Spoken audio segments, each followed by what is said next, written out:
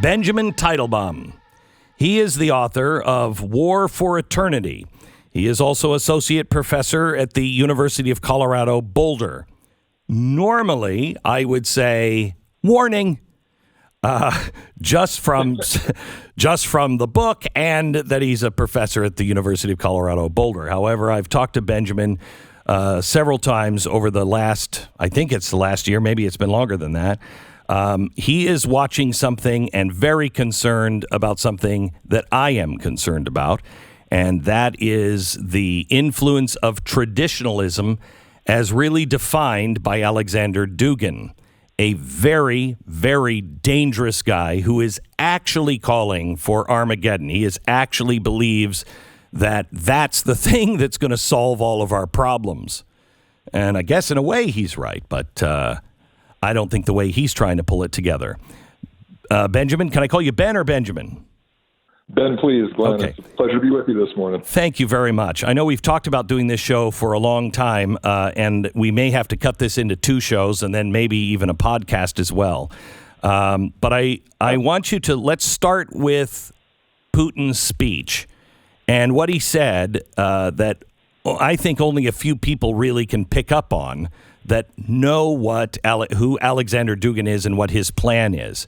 So tell me what we learned from Putin's speech. If you listen, and good morning again, Glenn, it's a pleasure to be with you. If you listen to that whole speech, you could come away from it thinking that this is all about kind of dry policy decision-making on his part. He spends a lot of time talking about the economy of Ukraine, spends a lot of time talking about the history of the Soviet Union, the Communist Party, some of the policy decisions that he thinks that they made wrong and need to be corrected. But at the very beginning of that speech, he said something almost in passing that, yes, would, I think, go by unnoticed for a lot of listeners. And that he said that Ukrainians and Russians have a spiritual bond between the two of them.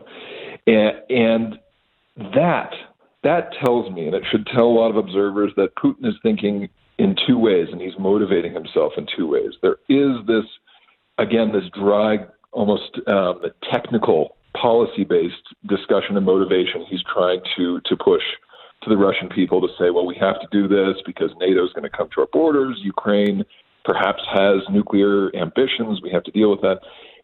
The other piece, though, is that Russia has a sort of spiritual mandate to collect its lost children and to unite itself with the populations around the world that are its natural kin.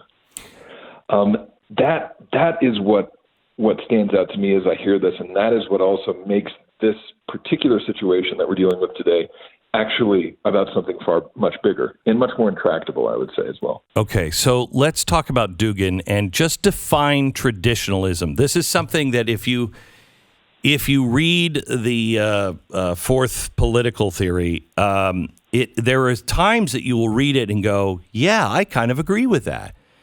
Because I think this is what Brexit is about. I think this is what some Canadians feel. I think this is what some Americans all over the world, people are feeling like, hey, I'm French, and I think France is pretty great, and I'd like to be French, and I'm not embarrassed about France. Same thing with Brexit. They want to be British. It's this feeling that we are being told that our traditions and our country is not good, doesn't have anything special about it. And people are pushing back on that. All of our traditions are being threatened. That part of his definition of traditionalism is I think, something that connects with people all around the world. But that's not what it means, correct? That's just a small piece of it. And sometimes, when we're exploring ideas, details matter. Yeah. You can have a sort of doctrine that is appealing in a lot of senses, but a small detail can turn into something sinister. So when Putin is referring to the spiritual mandates of Russia, that connects him with a prominent Russian philosopher, kind of a mysterious mandate, and a political operative named Aleksandr Dugin. He has associated himself with a philosophy called traditionalism, or the traditional school. it asserts that time does not move in linear fashion. That is to say, we're not necessarily progressing forward in a clear direction, but instead it moves in cycles. And most of the time, society is degrading, save for one moment when there's an apocalyptic explosion and destruction of the social world, and we are reborn into a golden age. It's that last piece, Glenn, that is so key here, because when you look at history in the way that these traditionalists do, there can be justification for Armageddon, as you put it, for destruction, mass destruction. Chaos, just total and complete chaos. Yes, as a sort of prelude to a golden age, a utopia that we're going to be reborn into. That's one of the distinguishing features. That is what is paired with this, I'd say, small t traditionalism that you were referring to earlier. People wanting to preserve and conserve values and identities that matter to them. This apocalyptic aspect of the ideology is what is distinguishing this way of thinking. I will tell you that Ben and I have talked off the air, and I've wanted to do this show for a while, but I have waited until I think people are in the right frame of mind to understand it.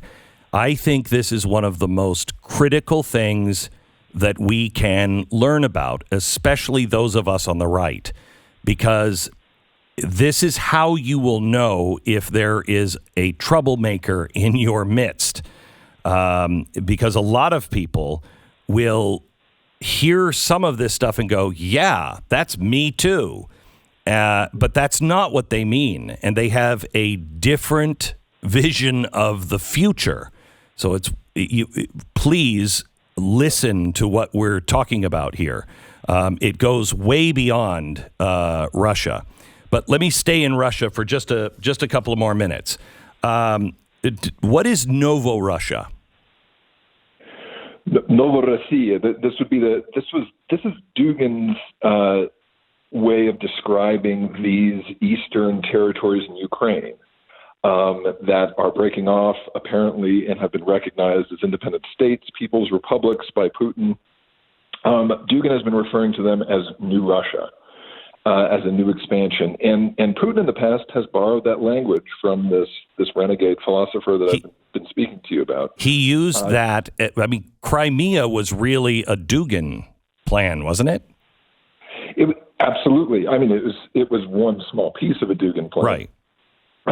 I can, to catch your listeners up, Dugin, after the fall of the Soviet Union, this philosopher, after the Soviet Union fell apart, he wanted to see not the revival of communism in the communist state, but a Russian nationalism that would expand almost to the exact boundaries of the former Soviet Union, but not their ideology, but instead a really fanatical Russian nationalism and federalism.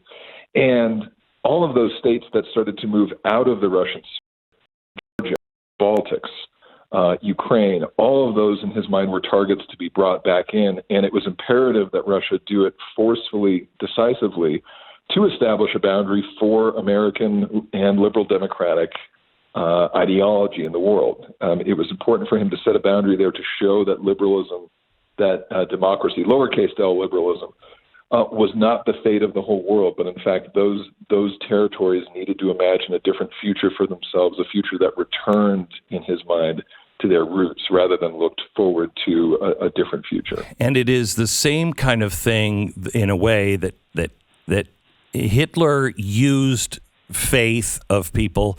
He used all different faiths. It wasn't just Christianity. He destroyed those faiths as he went in. But Dugin is using faith, and that's why that spiritual element, because the Ukraine plays a very important part for Eastern Orthodox Christianity, right? It is the spiritual, center for that, isn't it? It's one of them for sure. It's also a sort of mythological center for the origins of the Russian ethnicity and state as well. Which is even worse, because that's exactly what Hitler was doing with all of the other religions. He was just tying all these myths together. Yes, you look at the union of religion and nationalism, and then you start to find yourself in a place where your state acts as though it has a divine mandate, and that is a dangerous place to be. It's not surprising, and won't perhaps surprise your listeners, given what we're saying here, that one of Dugin's ideal states in the world today is Iran, because there you have a union of state power with religious authority, and the ability, really the justification for anyone in that state to question the actions of the government is shackled, because if you do that, you are questioning a religious authority that's not allowed to be questioned. So this is all this goes to a celebration of authoritarianism and a way to equip the power of the state or a demagogue with greater cultural, in addition to military and economic and political power. All right, I want to talk about the fourth political theory, if you can define what it is. I also want to do one more thing, a stop on Putin. Is he the lunar Putin or the solar Putin, which we'll understand? What is his real game here? And then I want to bring it home to America, which is extraordinarily important for all Americans, but especially those on the right. And we'll give you that information here in just a second. We are with Benjamin Teitelbaum, the author of War for Eternity. He is a guy who I have talked to several times. They're really, I think there's about three of us, Ben, that are watching and understand what the importance of Aleksandr Dugin. And it's a little frightening. Everybody I talk to, I think there's one other guy that I know that we all look at each other and goes, why aren't people paying attention to this? It's so important. Right. What is the fourth political theory? So this is a challenge, Glenn, to explain in a short period of time. But if when Aleksandr Dugin speaks about a fourth political theory, he's speaking about an alternative to the other three main Western ideologies that fought throughout the last century. That is to say, liberalism being one, lowercase l. It's when Americans hear liberalism, you think Democratic Party, but we're really just talking about free market, democracy, rights of individual, rule of law, and communism being a second one, and fascism being a third. Dugin's belief was that communism and liberalism in World War II combined forces to kill the third political theory, fascism, and then liberalism, the first political theory, allowed communism to die of old age, essentially, with the Soviet Union. But Dugin wants to see an alternative to all of these, one that you might say fuses elements of the second and the third, of communism and fascism. In his mind, the danger of liberalism and the lowercase l liberal democratic world is its rampant individualism, and its contempt for history, its devotion to progress, and the belief that really our roots are something to be overcome and escaped, and also its will toward globalization and building larger and larger communities. What he wants to see is a world that is shrunken, basically, in its scope, and where the identity of your group or your tribe becomes the primary object of political activism. That is to say, not the individual, as in liberalism, not the class, as in communism, and not the race, per se, as in fascism, but a slightly, let's say, related concept, which is the ethnos, or a small community, or the tribe. To see a society that works on preserving those differences, that's what a fourth political theory should be doing, and it should be, in his mind, opposed to progress, opposed to development, and certainly opposed to any larger state like the United States operating on the global sphere. So you can hear that and say, wow, I see pieces of that from both the right and the left. I